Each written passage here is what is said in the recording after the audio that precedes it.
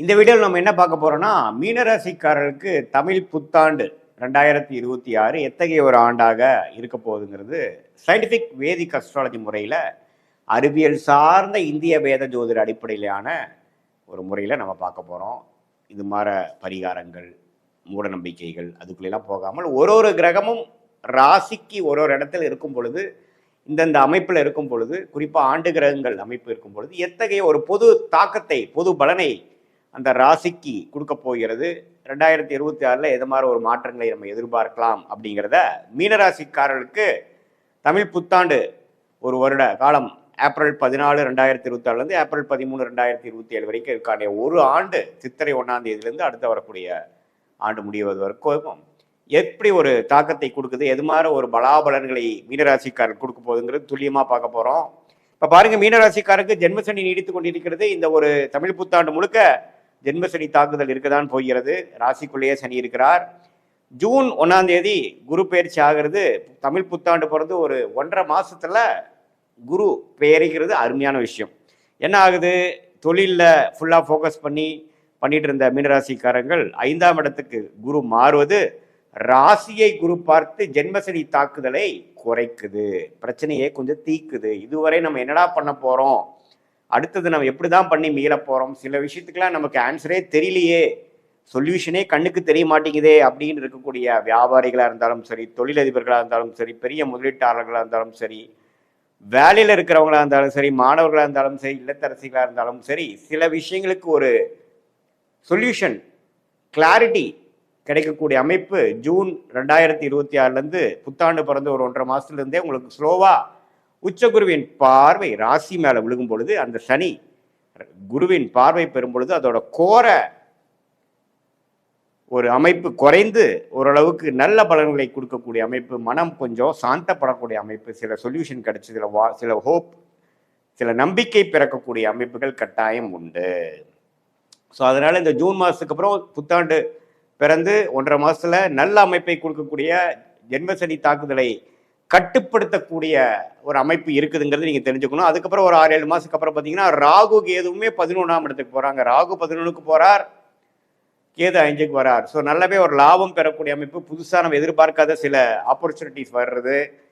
அடடா இது பரவாயில்ல, இதை வச்சு நம்ம கொஞ்சம் பிரச்சனையை தீர்த்துக்கலாம், ஃபினான்ஷியல் பிரச்சனையாக இருந்தாலும் சரி, உறவுகளில் பிரச்சனையாக இருந்தாலும் சரி, ஹெல்த் இஷ்யூஸாக இருந்தாலும் சரி, இதெல்லாம் கொஞ்சம் சால்வ் பண்ணிக்கக்கூடிய அமைப்பு பிற்காலத்தில் அடுத்த வரக்கூடிய இந்த வருஷ கடைசியில் உங்களுக்கு வருது.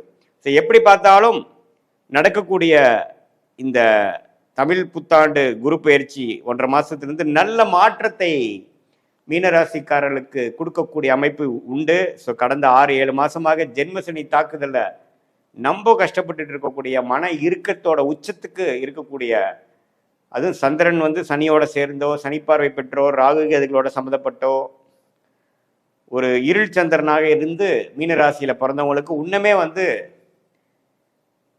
கிளாரிட்டி இல்லாத ஒரு அமைப்பு, மனம் இறுக்கமாக இருக்கக்கூடிய அமைப்பு, வயசு வித்தியாசம் இல்லாமல் எல்லாத்துக்குமே கொஞ்சம் பிரச்சனைகள். இதே ஒரு சிறிய வயதினராக இருந்தால் மனசு நம்ம கண்ட்ரோல் இல்லாமல் போய் தவறான விஷயத்துல போகிறது, இந்த நேரத்துலலாம் போய் கெட்ட பழக்கம் பழகிறது, அது மாதிரி விஷயங்கள்லாம் இளைஞர்கள் கொடுக்கும். ஸோ இளைஞர்கள்லாம் கொஞ்சம் கேர்ஃபுல்லாக இருக்கணும்.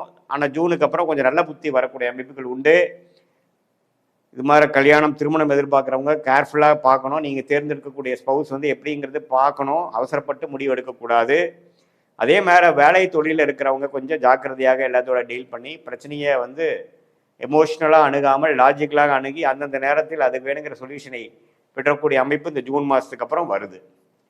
ஸோ ஜென்மசனியால் பாதிக்கப்பட்ட மீனராசிக்காரர்களுக்கு நல்ல ஒரு அமைப்பு. ராகுவும் 12ஆம் இடத்திலிருந்து விரயத்தை கொடுத்துட்டு இருந்து எந்த ஒரு பிரயோஜனம் இல்லாமல் இருந்த ராகு 11ஆம் இடம் என்ற லாபஸ்தானத்துக்கு போய் குருவின் பார்வை பெறுகிறார். இதெல்லாம் ஒரு அற்புதமான ஒரு மாற்றத்தை கொடுக்கக்கூடிய ஒரு ஆண்டாக மீனராசிக்காரங்கள் ஜென்மசனியை தாக்குதலிருந்து மீண்டு வரக்கூடிய ஒரு ஆண்டாக இருக்குதுங்க. ஸோ இதை வைத்து நீங்கள் கொஞ்சம் ஓரளவுக்கு பிரச்சனையிலேருந்து உயர்வை நோக்கி நீங்கள் போகக்கூடிய அமைப்பாக யூஸ் பண்ணிக்கணும்.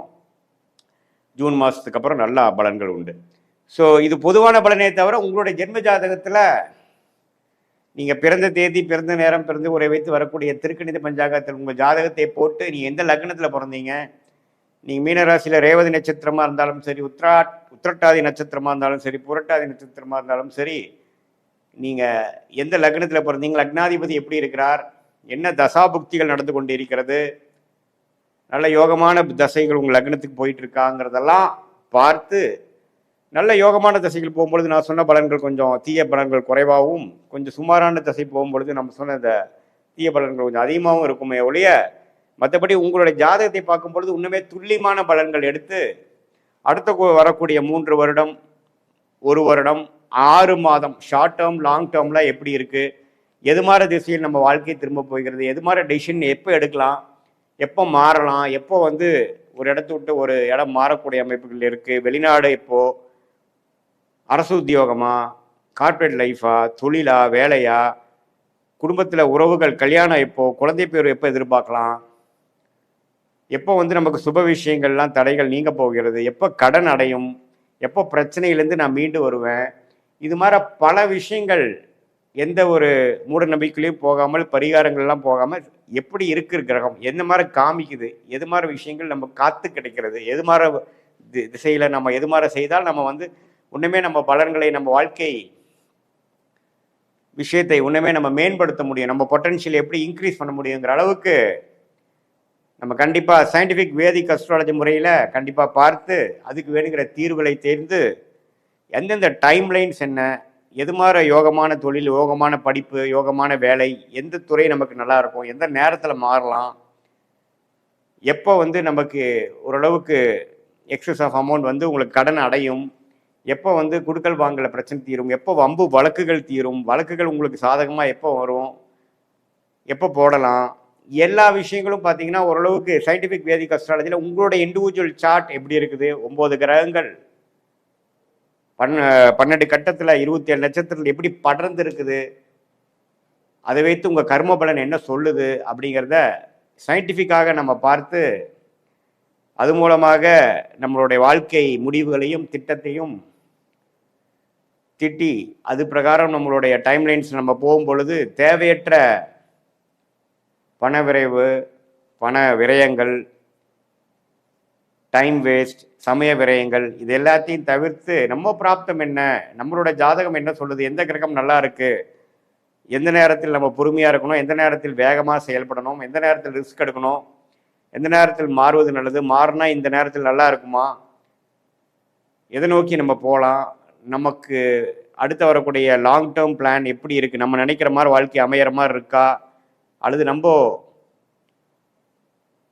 ரிஸ்க் எடுத்து நம்ம மாட்டிக்கூடாதா அப்படிங்கிறத எந்த விதத்திலையும் மூட நம்பிக்கையில் போகாமல் துல்லியமான பலன்கள், நம்ம கிரகம் எந்த அமைப்பில் இருக்குது, திக்பலம், ஸ்தானபலம், திருப்பலம் பொறுத்து உங்கள் கர்மா எப்படி செயல்படுங்கிறத துல்லியமாக பார்த்து அது மூலமாக நல்ல கிளாரிட்டி பெற்று வாழ்க்கையில் தேவையற்ற விஷயங்களை தவிர்த்து நேர்முகமாக போய் எந்த ஒரு எதிர்மறையான ஒரு எண்ணங்களை போகாமல் வாழ்க்கையில் எளிதில் வெற்றி பெற முடியும் என்று சொல்ல விரும்புகிறேன்.